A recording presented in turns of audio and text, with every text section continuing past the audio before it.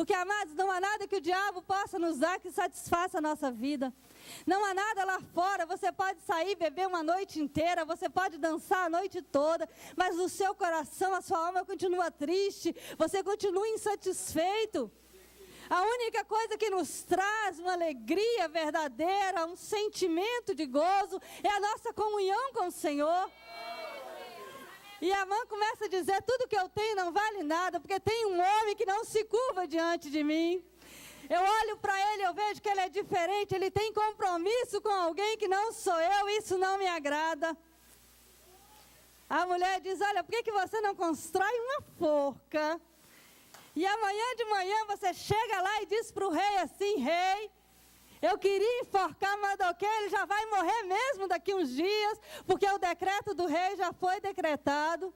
Palavra de rei não volta atrás. Então, para ele morrer daqui uns dias e morrer amanhã, rei, eu queria que o senhor me fizesse isso, eu queria que o senhor gosta tanto de mim. Deixa eu enforcar aquele Mardoqueu. Não é ninguém, é só um homem que fica lá na porta do rei.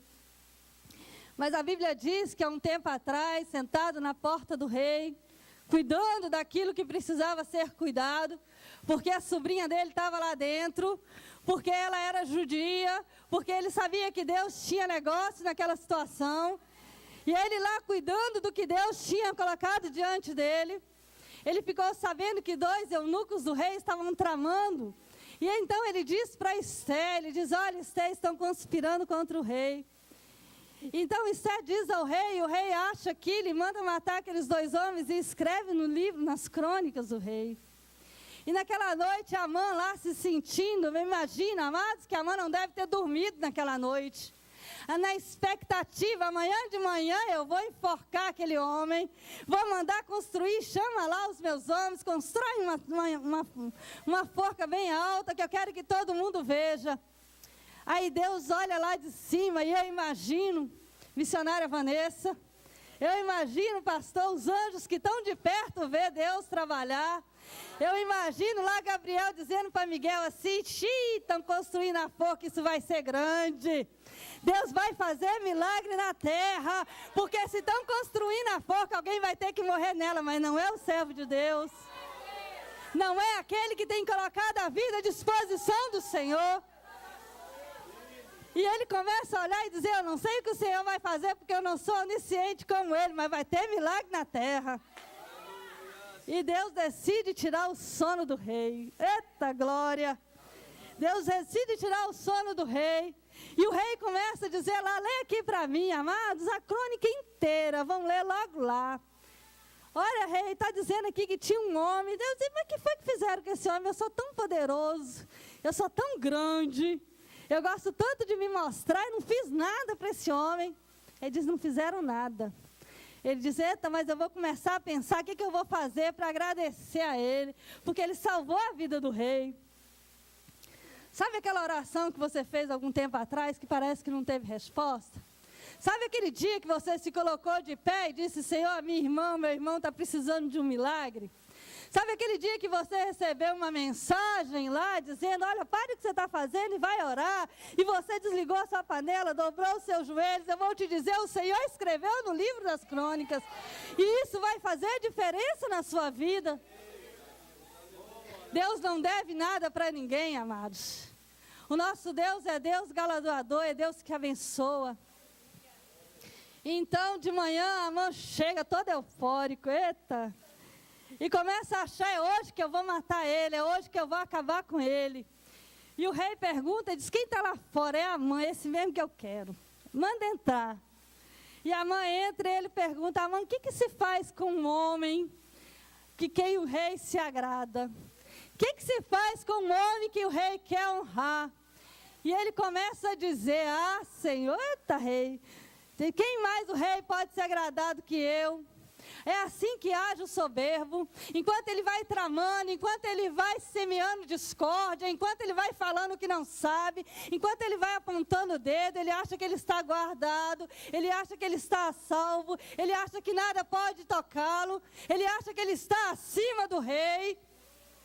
Mas deixa eu te dizer uma coisa, há um que assim os olhos como chamas de fogo, e os olhos dele estão sobre a nossa vida todo o tempo. E ele diz, olha, rei, eu acho que o senhor devia vestir nele a veste real. Põe na cabeça dele a sua coroa. Alaba, shobiô, manaba, alaba, shobiô, danai. Dá para ele o seu anel, aquele anel que sela todas as coisas, põe no dedo dele. Deixa ele, põe ele sentado em cima do seu cavalo, aquele cavalo que é lavado todo dia, aquele que ninguém pode montar, põe ele em cima, rei. Mas faz uma coisa, pega o maior do reino, põe para puxar o cavalo. Põe para puxar o cavalo dele. Põe para mostrar aos inimigos dele que ele pode, que ele achou graça diante do rei. Aí o rei disse, eu gostei desse negócio.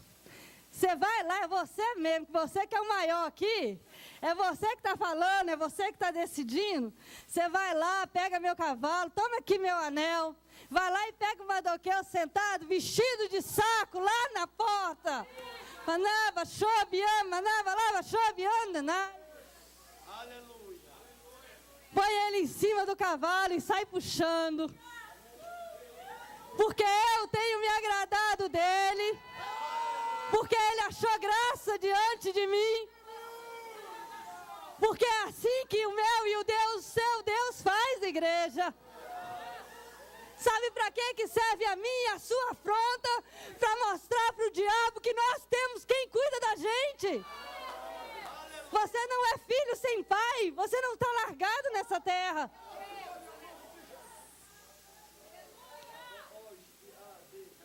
Alaba, shobiô, manama, alaba, shobiô, manai. E Amã pega aquele cavalo e começa a gritar no meio da cidade.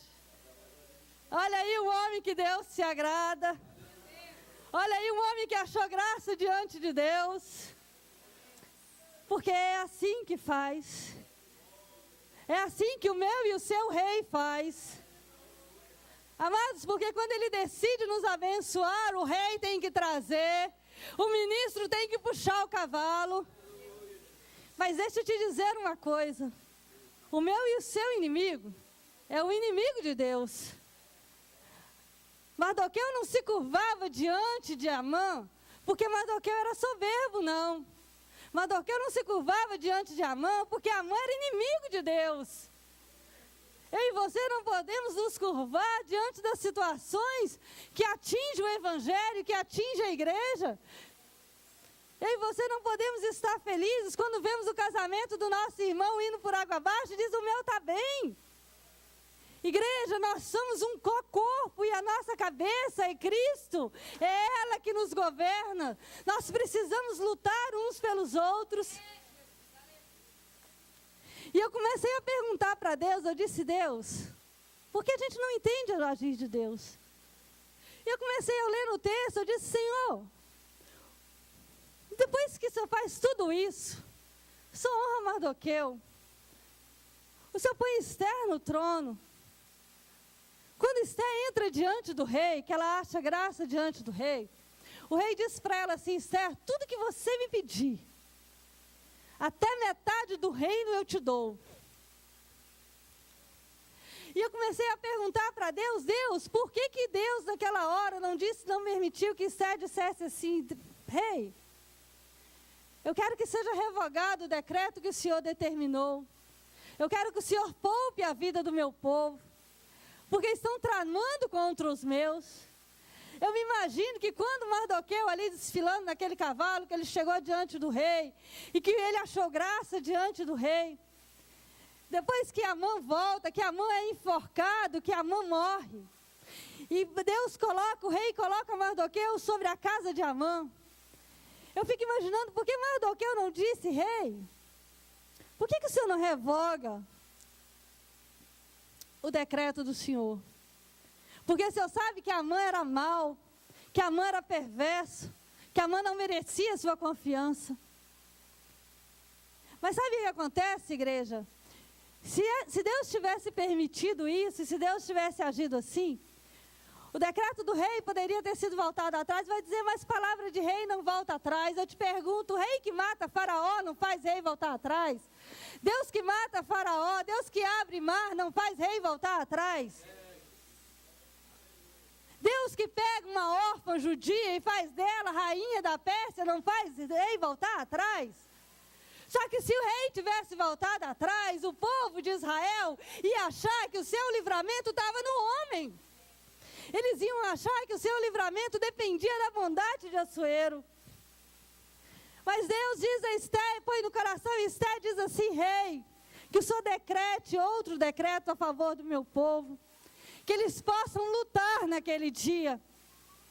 E eu vendo o texto, a palavra diz, amados, que naquele dia o povo de Deus tomou os seus inimigos nas mãos, que milhares morreram, mas eu creio que judeus também morreram naquele dia. E eu vejo, sabe quem morreu naquele dia? Aqueles que não estavam dispostos a lutar, aqueles que não tinham armas para lutar, aqueles que não tinham o coração na luta, que achavam que não valia a pena, aqueles morreram naquele dia.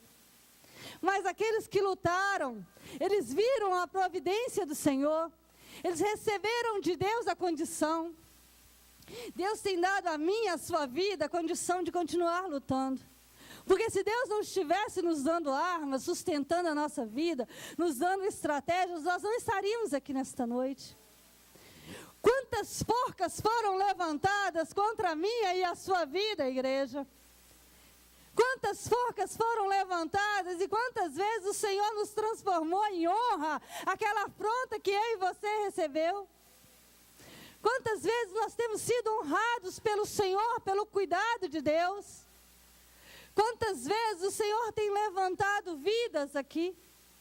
Quantas vezes nós dizemos, Senhor, eu vim até aqui, amanhã não dá mais para continuar. Aí Deus diz, quem foi que disse? Você está vestido de saco, então eu vou fazer assim, eu vou mandar o rei te dar a capa dele. Eu vou te dar um anel de honra.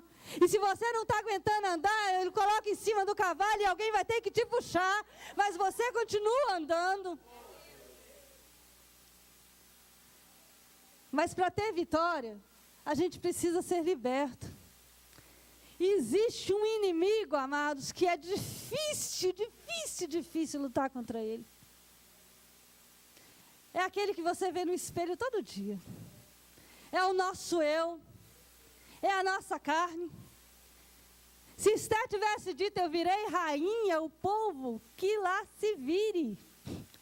Se Mardoqueu tivesse dito, olha, minha prima agora é rainha, eu vou correr para o palácio, vou fazer um acordo com Amã, e daqui um dia eu estou comendo na mesa do rei. Ele teria perecido. Ele não teria recebido aquilo que Deus tinha para ele. E deixa eu te dizer uma coisa, a vitória de Deus na minha e na sua vida não abençoa apenas a minha e a sua vida. Porque lendo aqui a introdução do livro, a palavra diz que isso fez com que os judeus achassem posição. Foi isso que abriu o caminho para que Neemias voltasse, achasse graça diante do rei quase 30 anos depois. Quantos aqui estão dispostos a lutar pelo reino de Deus? Aqueles que estivessem, quantos Mardoqueu de Deus tem aqui nesta noite? Quantas Estés tem aqui esta noite? Eu queria te convidar a vir à frente, mas primeiro eu quero que você pense. Se você realmente está disposto a fazer um compromisso com o Senhor e colocar a sua vida à disposição da obra de Deus, independente da afronta, independente do Amã que possa aparecer no seu caminho, eu quero te chamar aqui na frente. Mas não é um compromisso que você vai fazer com o pastor, não é um compromisso que você vai fazer com o co-pastor da igreja, não é um compromisso que você vai fazer com a missionária Vanessa, é um compromisso que você vai assumir com aquele que tudo vê, com aquele que sonda o teu coração. Põe a tua vida hoje no altar. Quem aqui está disposto a dizer, Senhor, eu quero lutar pelo reino de Deus?